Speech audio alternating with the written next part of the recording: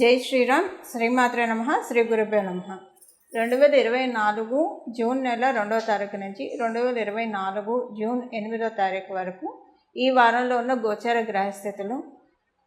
గ్రహస్థితులు ప్రసాదించే ఫలితాలు తదితర అంశాలన్నీ ఒకసారి మనం చూద్దాం.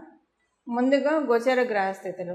ఈ వారం గోచర గ్రహస్థితులు అన్ని రాశుల్లో ప్రథమ రాశి అయిన మేష రాశిలో ఆ రాశ్యాధిపతి అయిన మంగళ సంచారం, కుజ భగవానుడు సంచారము.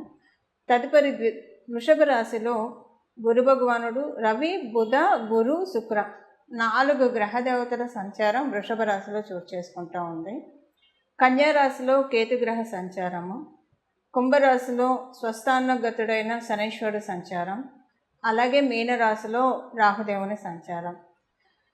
అన్ని రాశుల్ని 2 రోజుల్లో చుట్టి వచ్చే చంద్రభగవానుడు ఈ వారము మీనరాశి మొదలుకొని మిథున రాశి వరకు ఆయన సంచారాన్ని సాగిస్తూ ఉన్నారు. అంటే ఈ వారం ప్రారంభంలో మీనరాశిలో ఉన్న ఆయన 8వ తారీఖుకి మిథున రాశిలోకి వచ్చేస్తారు.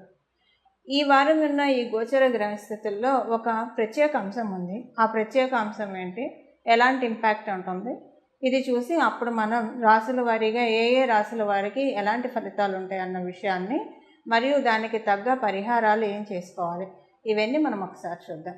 వృషభ రాశిలో 4 గ్రహాల సంచారం.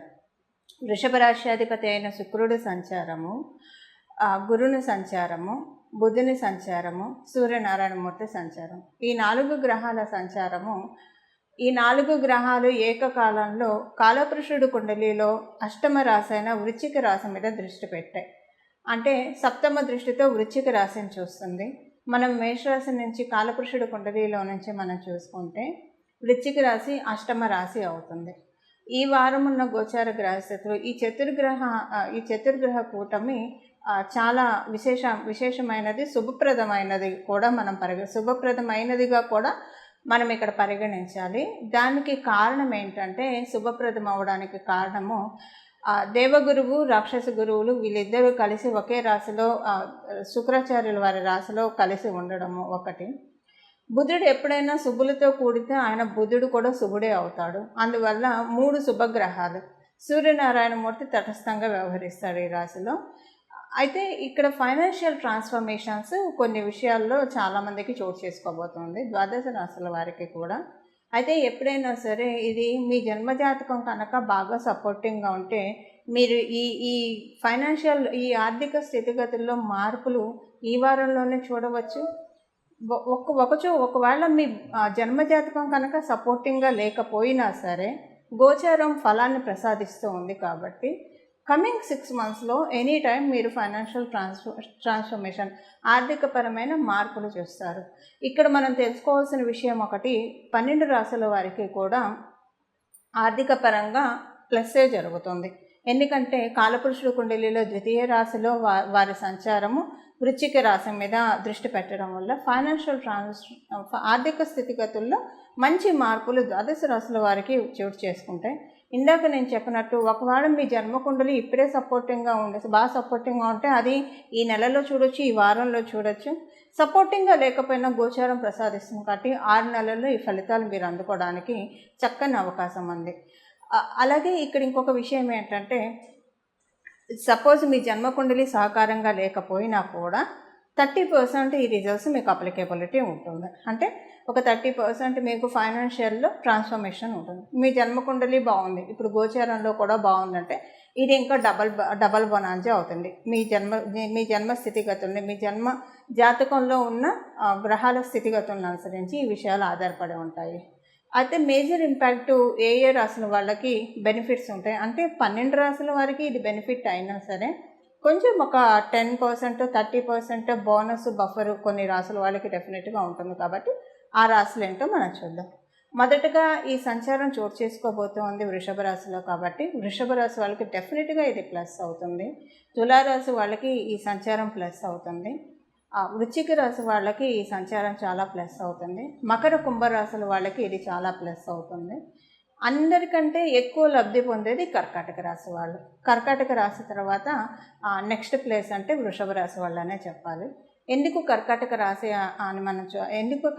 రాశి అంటే పంచమ స్థానం మీద కర్కాటకం నుంచి పంచమ వృశ్చికం అవుతుంది.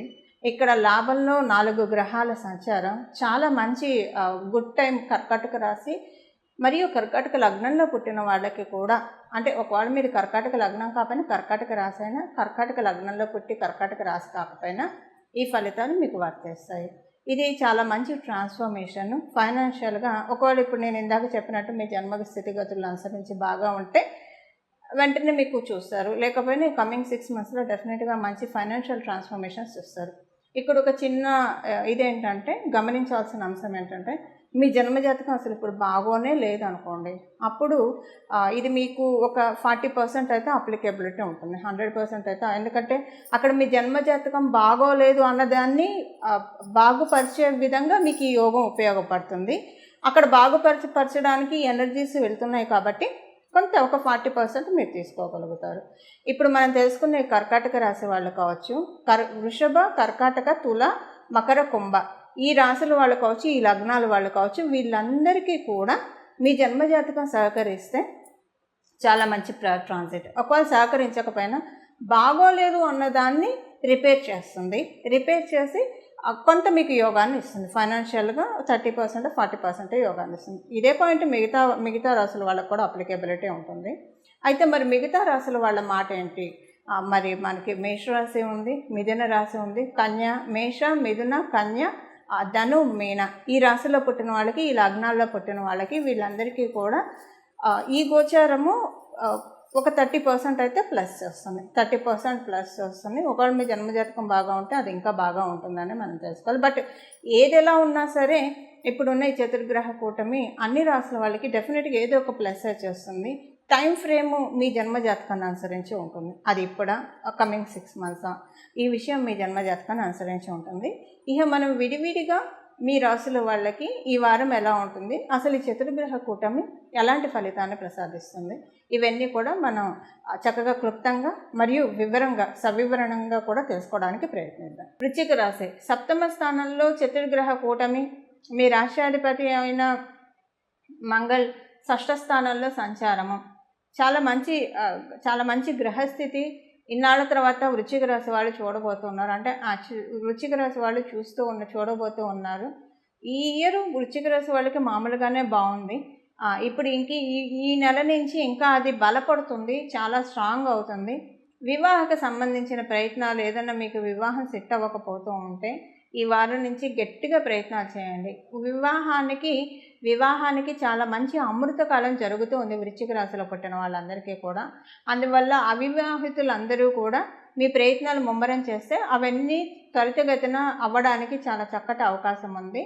వివాహితులు ఎవరైనా సరే మీ వైవాహిక జీవితంలో ఇబ్బందులు బాధలు పడుతూ ఉంటే వాటన్నిటి నుంచి తొందరగా బయటపడటానికి, ఒక మంచి సొల్యూషన్ దొరకడానికి కూడా ఈ వారం ఉన్న గోచార గ్రహస్థితులు చాలా చక్కగా సహకరిస్తూ ఉన్నాయి.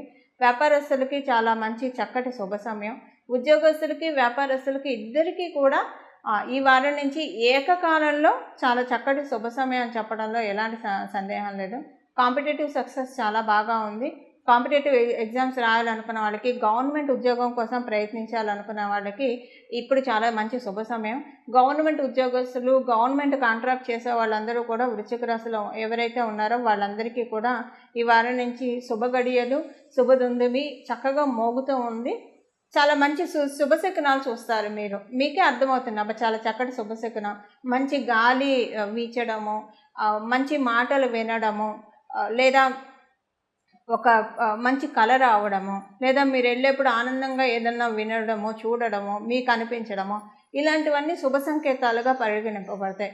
ఇలాంటివన్నీ కూడా మీరు చూడడము, వినడము, అనుకోకుండా రామచిలుకల్ని చూడడం, ఇలా నెమ్మల్ని చూడడం, ఇలా ప్రకృతికి సంబంధించిన సంకేతాలు కొన్ని మీకు ఈ వారం నుంచి ప్రారంభమవుతాయి రావడం. ఏదో ఒక రకంగా నేచర్ మిమ్మల్ని బ్లెస్ చేస్తున్నాను.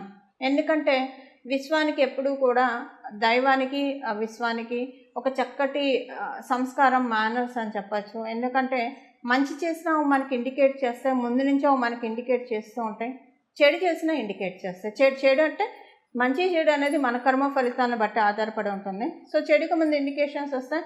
ఈ విషయంలో జాగ్రత్తగా ఉండండి అని ప్రకృతి తన వంతు ధర్మంగా తను చెప్తూ ఉంటుంది. డీకోడ్ చేసుకోగలిగిన వాళ్ళు దాని నుంచి ఏం చేస్తే ఏం చేస్తే దాన్ని కరెక్ట్ చేసుకోగలుగుతారు. డీకోడ్ చేసుకోలేకపోయే వాళ్ళు ఇలాంటి అంటే మాలాంటి వాళ్ళని చెప్పిన వినడం వల్ల సరి చేసుకోవడానికి చాలా చక్కటి అవకాశం ఉంటుంది. నేచర్ డెఫినెట్గా మీకు ఏవో ఒక ఇండికేషన్స్ ఇస్తూ ఉంటుంది. వాటిని మీరు గమనించడానికి ప్రయత్నించండి. బ్లెస్సింగ్స్ ఇస్తుంది. ఒకవేళ అడ్వర్స్ ఎఫెక్ట్ ఒకవేళ మీ జన్మజాతకం ప్రకారం ఉన్నా దాన్ని తొలగించుకోవడానికి కూడా మీకు కొన్ని ఇండికేషన్స్ ఇస్తుంది. రెండు ఉంటాయి. బట్ మేజర్గా మనం చూస్తే 90% శుభ సంకేతాలే మీకు కనిపిస్తాయి. మీ జన్మజాతకం అస్సలు బాగాలేదంటే, డ్రాస్టిక్గా బాగాలేదంటే అప్పుడు ఆ 10% కౌంట్లో ఏమన్నా అశుభ శకునాలు రావడానికి అవకాశం ఉంటాయి. బట్ వాటిని మీరు డీకోడ్ చేసుకొని ఏదెలా ఉన్నా సరే ఇవన్నీ మీకు తెలిసినా తెలియకపోయినా ఇప్పుడు మనం పరిహారం తెలుసుకుంటాం కాబట్టి దాన్ని చేయడానికి ప్రయత్నించండి. అన్నీ శుభంగానే కన్వర్ట్ అవుతాయి. చాలా బాగా ఉంటుంది. అన్ని సన్మంగళాన్ని, శుభత్వాన్ని మీ జీవితంలోకి ఆహ్వానించవచ్చు. ఇవి ఈ వారం ఉన్న గోచర గ్రహస్థితుల ఫలితాలు వృశ్చిక రాశిలో పుట్టిన వాళ్ళందరికీ. ఈ వారం చేసుకోవాల్సిన పరిహారం, మొదట మనం మాట్లాడుకున్నట్టు 4 గ్రహాలు వృషభ రాశిలో కాలపురుషుడి కుండలిలో ద్వితీయ రాశి అయిన వృషభ రాశిలో సంచారం జరుగుతున్నందున మీ జన్మజాతకం ఒకవేళ సపోర్టింగ్గా లేకపోయినా ఈ రెమెడీ చేసుకుంటే ఇంకా కొంత ప్లస్ అవుతుంది. బాగుంటే ఇంకా ప్లస్ అవుతుంది. అసలు ఏం చేసుకోకపోయినా మీకు వచ్చే ఫలితం అయితే వస్తుంది, రెమెడీ చేసుకోకపోయినా. కాకపోతే ఎందుకు చేసుకోవాలి? మనం ఆరోగ్యంగా ఉన్నా కూడా ఆరోగ్యకరమైన ఆహారాన్ని, ఆరోగ్యాన్ని ఇచ్చే ఆహారాన్ని తీసుకుంటే మనకున్న ఆరోగ్యం ఇంకా పెరుగుతుంది, నిలబడుతుంది. ఆరోగ్యం బాగుంది కదా అని చెడువు బొడువు తినేస్తే కొన్నాళ్ళకి మన ఆరోగ్యం పాడైపోతుంది. ఇక్కడ కూడా ఇప్పుడు ఈ విషయం ఎందుకు చెప్తున్నానంటే ఇక్కడ కూడా ఇదే అప్లికేబిలిటీ. మీ జన్మజాతకం బాగున్నా లేకపోయినా అసలంటూ ఫలితాలు వస్తాయి. కానీ దీన్ని బలపరుచుకోవాలి కదా. మనం దేన్నైనా, యోగాన్నైనా బలపరుచుకోవాలి. మీ జన్మజాతకంలో అసలు మీకు ఏ యోగాలు ఉన్నాయి తెలియని వాళ్ళు కూడా గోచారాన్ని పట్టుకొని గోచారంలో సూచించిన గ్రహస్థితులు సూచించిన పరిహారాలు చేసుకోవడం వల్ల కూడా మీ జన్మజాతకంలో బాగోలేదు అన్న అంశము డెఫినెట్గా కట్ అయిపోతుంది. ఇప్పుడు మనం పరిహారం చూద్దాం. ఈ పరిహారం వచ్చేసేసి ద్వాదశ రాశుల వాళ్ళకి కూడా ఈ పరిహారం వర్తిస్తుంది. ఈ పరిహారం వచ్చేసేసి శ్రీలక్ష్మి అమ్మవారి ఆరాధన ఈ వారం ఎంత విశేషంగా చేస్తే అంత మంచిది. లక్ష్మీ అమ్మవారికి సంబంధించిన స్తోత్రాలు చదవడం కానివ్వండి, లేదా లక్ష్మీ అమ్మవారికి సంబంధించిన స్తుతులు చేయడము, శ్రీ సూక్తం వినడము, మగవాళ్ళైతే శ్రీ సూక్తం చదవడము, ఆడవాళ్ళైతే శ్రీ సూక్తం వినడము, అలాగే లక్ష్మీ అమ్మవారికి సంబంధించిన గానాన్ని వినడం కానీ లేదా గానాన్ని పాడడం, ఇలాంటివన్నీ కూడా చేస్తే చాలా చక్కటి శుభ ఫలితాలు వస్తాయి. లక్ష్మీ అమ్మవారు ప్రాక్టికల్గా కూడా కొన్ని విషయాలు మనల్ని సూచిస్తాయి. ఇంట్లో ముందు ప్రశాంతమైన వాతావరణం ఉండేట్లు చూసుకోండి. ఎందుకంటే ఇంట్లో మామూలుగా కొంచెం చిన్న డిస్ప్యూట్స్ ఉన్నా, కలహాలున్నా, గొడవలున్నా, కీచులాడుకుంటున్నా అలాంటి ఇంట్లోకి లక్ష్మీ అమ్మవారు వెళ్ళడానికి ఇష్టపడదు. మరియు ప్రత్యేకించి ఇంట్లో ఉన్న ఆడవాళ్ళు విచారంగా ఉండడం, దుఃఖంగా ఉండడం, కన్నీళ్ళు పెట్టుకోవడం, ఇలాంటివి కూడా అమ్మవారికి అప్రియమైన పనులు. అమ్మవారు అలాంటి వాళ్ళ ఇళ్ళకి వెళ్ళడానికి ఇష్టపడదు. మనకుండే కష్టాలు ఎప్పుడూ ఉంటూనే ఉంటాయి, కష్టాలు వస్తూ ఉంటాయి, పోతూ ఉంటాయి. ఇదొక్క విషయాన్ని మనం దృష్టిలో పెట్టుకొని కనీసం ఈ వారం అమ్మవారి పూజ చేస్తూ వీలైనంత వరకు ప్లెజెంట్గా, వీలైనంత వరకు ప్రశాంతంగా, చక్కగా నవ్వుతూ ఉంటే కనుక లక్ష్మీ అమ్మవారి ఆశీస్సులు ఇంకా బాగా వస్తాయి. ఎందుకంటే నేచరు ఇప్పుడు మనకి వృషభ రాశి చాలా స్ట్రాంగ్గా ఉంది. లక్ష్మీ అమ్మవారు ప్రతి ఇంటికి వచ్చి తరచి చూసే సమయం, శుభ సమయం ఇది. అమృతకాలం అని కూడా చెప్పచ్చు మనం. ఈ అమృతకాలాన్ని, అమృతదారిని వడిసి పట్టుకోవడానికి ఖచ్చితంగా ద్వాదశ రాశుల వాళ్ళు కూడా లక్ష్మీ అమ్మవారిని స్తుతిస్తూ, కీర్తిస్తూ, మరియు ఆచరణలో మనం చేయాల్సినవి, ఆచరణపూర్వకంగా మనం చేయాల్సినవి వీలైనంత వరకు ప్రశాంతంగా ఉండడం, వీలైనంత వరకు ఆనందంగా ఉండడం, స్ట్రెస్, డిప్రెషన్ నుంచి మనమే కమ్ ఓవర్ చేసుకోవడము, వాటిని పక్కన పెట్టేసేయడం, పట్టించుకోకుండా ఉండడము. ఇప్పుడు మనకు ఇష్టం లేని విషయాలు, మనకి ఇష్టం లేని వ్యక్తులు వస్తే ఎలాగైతే మనం పట్టించుకోమో, స్ట్రెస్, డిప్రెషన్ కూడా ఎవరికి ఇష్టం ఉండదు కదా. దాన్ని ఇగ్నోర్ చేస్తూ పట్టించుకోకుండా ఉంటే కనుక డెఫినెట్గా లక్ష్మీ అమ్మవారి ఇచ్చే ఆశీస్సులు అందరం కూడా పరిపూర్తిగా తీసుకోవడానికి అవకాశం ఉంటుంది. మీరందరూ కూడా ఇలా శ్రీ మహాలక్ష్మి అమ్మవారి ఆశీస్సుని పరిపూర్ణంగా తీసుకోవాలని చెప్పి ఆశిస్తూ, నేను కూడా మీ అందరి తరఫున శ్రీ మహాలక్ష్మి అమ్మవారిని ప్రార్థిస్తూ మంగళం. నమో భగవతే వాసుదేవాయ.